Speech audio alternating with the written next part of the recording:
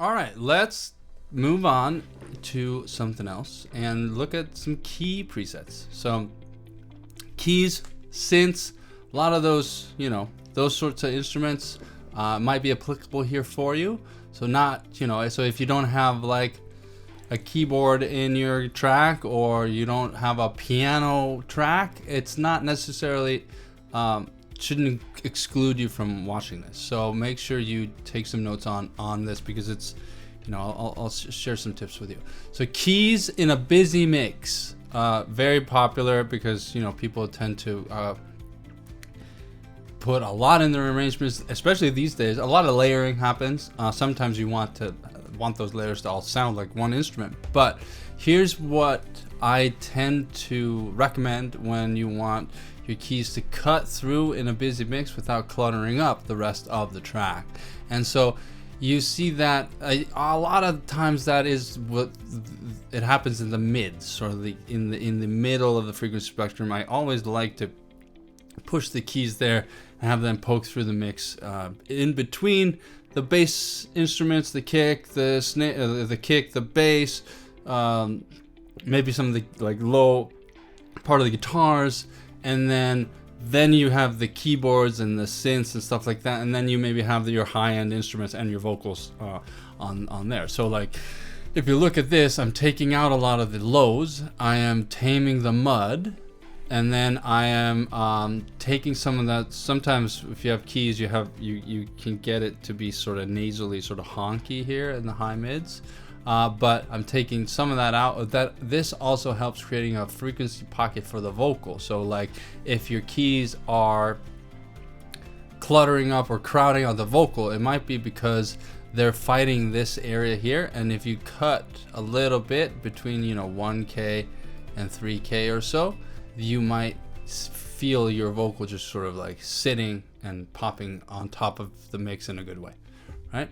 And then on the bottom in the additive, the boost module, I have tone, and that's sort of 330. Be careful there. That might make certain piano sounds sound boxy, so it's a starting point, but might not fit your particular thing. And then attitude, 680. That often helps really just cut those keys through. So boosting at around 680 hertz, and then adding that presence at 5K brings out a lot in keyboards in general.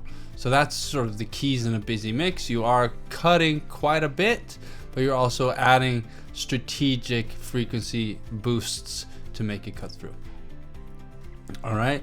Roads in the mids, I think this is just something that I took from a previous session, and as you can see, it has a little bit more power in the 500 area, and then attitude in 680.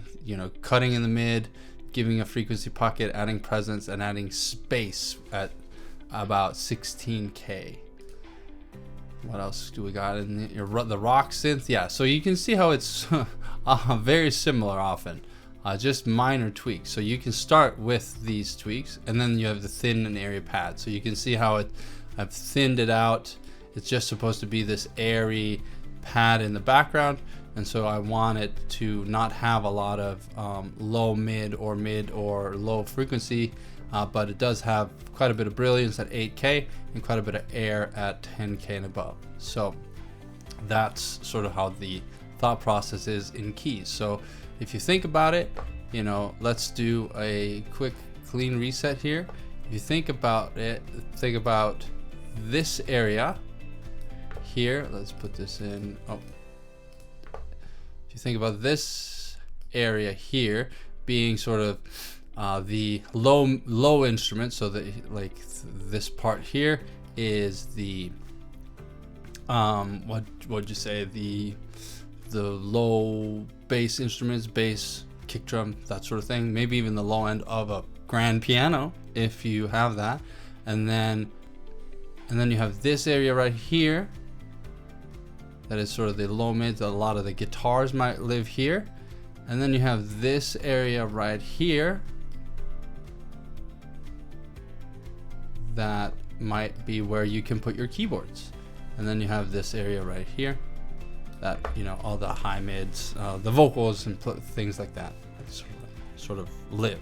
So if you think about dividing the frequency spectrum down according to your arrangement, it might help out. All right, let's move on to something else entirely. Maybe some guitars.